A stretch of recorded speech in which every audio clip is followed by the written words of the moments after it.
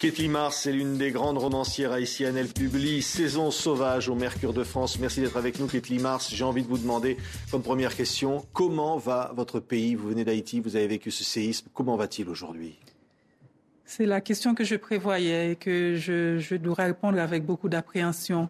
Comment va Haïti? Haïti va mal. J'aimerais avoir une meilleure réponse pour moi d'abord, pour vous. Mais le constat, c'est que 2 mois et quelques jours après le séisme, nous sommes toujours presque à la phase départ. Et il me semble que ce statut que nous souhaitions, qu'il soit permanent, va demeurer encore quelques temps et c'est pas gai. Ouais, qu'est-ce qui ne va pas? Dans la reconstruction, il y a des détournements de l'aide. Qu'est-ce qui ne va pas aujourd'hui? Bon, ce qui ne va pas, c'est que bien avant le séisme, Haïti allait déjà mal. Donc quand cette catastrophe nous est tombée sur le nez, elle nous a littéralement enfoncés dans une situation déjà difficile.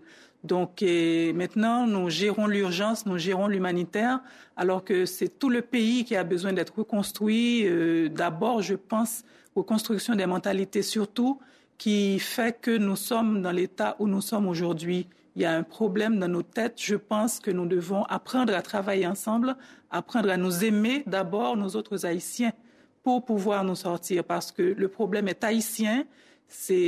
J'apprécie ce mouvement, cet élan mondial de solidarité qui a eu lieu envers Haïti au moment du séisme. J'apprécie tous les efforts qui sont faits, tous les émissaires étrangers qui se mettent en cadre pour nous aider.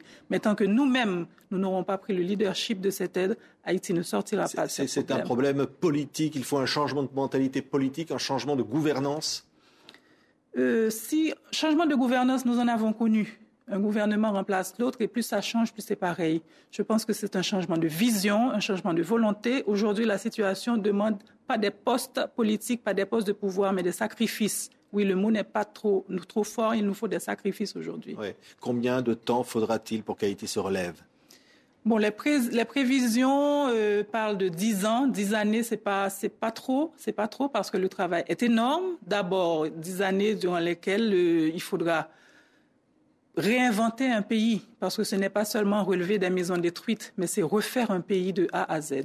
Oui. Et ça, c'est une œuvre titanesque et qui demande beaucoup, beaucoup d'efforts, beaucoup de volonté sur le long terme. Vous avez le sentiment aujourd'hui d'être une survivante? Oui, tout à fait, parce que nous vivons dans une ville où il y a partout des îlots de rescapés sur des places publiques, sur des terrains vagues, sur des terrains de foot. Et vivre au milieu de tous ces gens-là nous rappelle quotidiennement, constamment, que nous avons survécu à quelque chose d'énorme qui est arrivé. 250 000 personnes à peu près sont mortes. Ce n'est pas rien. Donc oui, effectivement, nous sommes des rescapés. Est-ce que les intellectuels dont vous êtes, la romancière que vous êtes, ont une responsabilité particulière pour alerter le monde ou dire ce qu'est Haïti et la souffrance de ce peuple?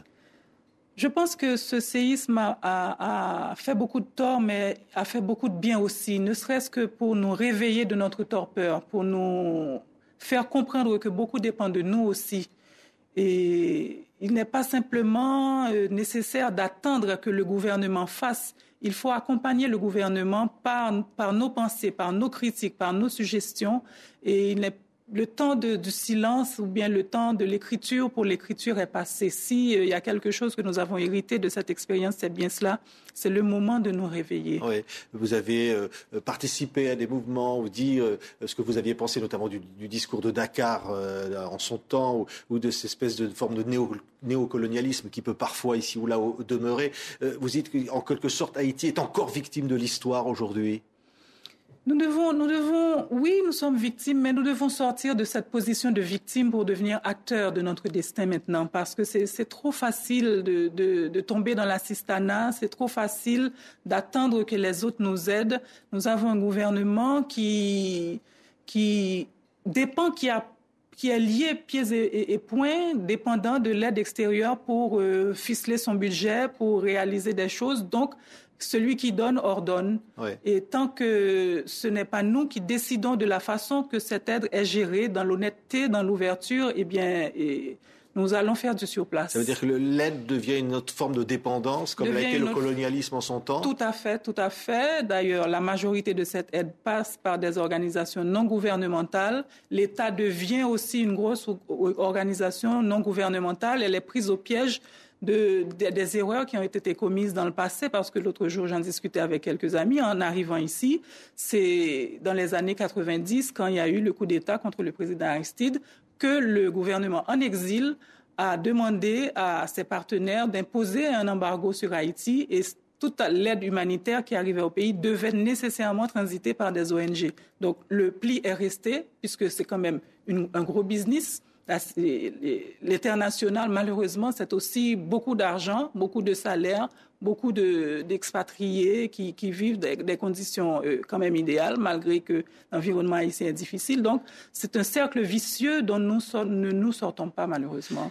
Kathleen Mars, Saison sauvage, c'est votre roman. Vous avez écrit, j'imagine, évidemment, avant le séisme, publié au Mercure de France. Et il nous ramène finalement dans les années de votre jeunesse, terrible époque des Duvalier, de ces tontons macoutes qui ont d'une main de fer dirigé votre pays. Et vous y racontez le destin d'une femme, finalement, pratiquement obligée d'aller avoir une relation avec un homme politique, tout simplement pour tenter de sauver son mari qui est fait prisonnier parce qu'il est dans l'opposition.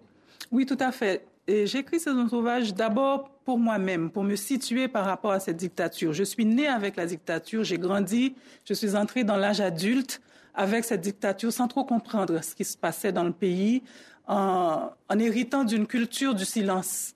C'est-à-dire que c'était la façon de survivre. Il fallait se taire, il fallait ne pas essayer de comprendre et surtout ne pas protester.